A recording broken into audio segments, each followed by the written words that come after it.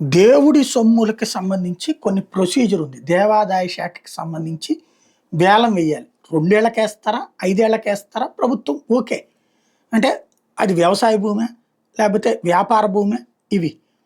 అలా కాకుండా నామినేషన్ ప్రాతిపదికన ఇస్తే దేవుడి సొమ్ము దోపిడీకి గురవుతుంది.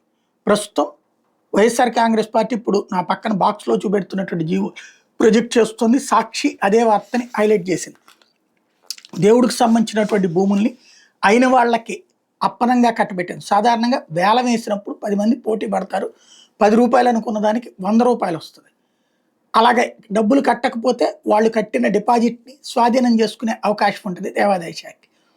అలా కాకుండా దాంట్లో నామినేటెడ్ ప్రాతిపదికన అది కూడా 33 ఏళ్లకు లీజులు ఇవ్వడానికి సిద్ధపడుతోంది అన్నటువంటిది ఈ జీవోని మెన్షన్ చేస్తూ చెప్పుకొస్తున్నటువంటి విషయం. అదే నిజమైతే దేవుడిని దోచుకున్నట్టే, దేవుడి సొమ్ముని దోచుకున్నట్టే, అధర్మమే. ధర్మం ఏమాత్రం కాదు. ప్రభుత్వం ఆలోచించుకోవాల్సింది. ప్రభుత్వంలో కూటమిలో భాగస్వామ్యమైనటువంటి భారతీయ జనతా పార్టీ, సనాతన ధర్మం గురించి భారతీయ జనతా పార్టీ కంటే గట్టిగా చెప్తున్నటువంటి జనసేనాని ఒక్కసారి దీని మీద క్రాస్ చెక్ చేసుకుని అందరూ కూర్చుని మాట్లాడి ఇట్లాంటి తప్పు జరగకుండా చూసుకోవాల్సిన అవసరం ఉంది.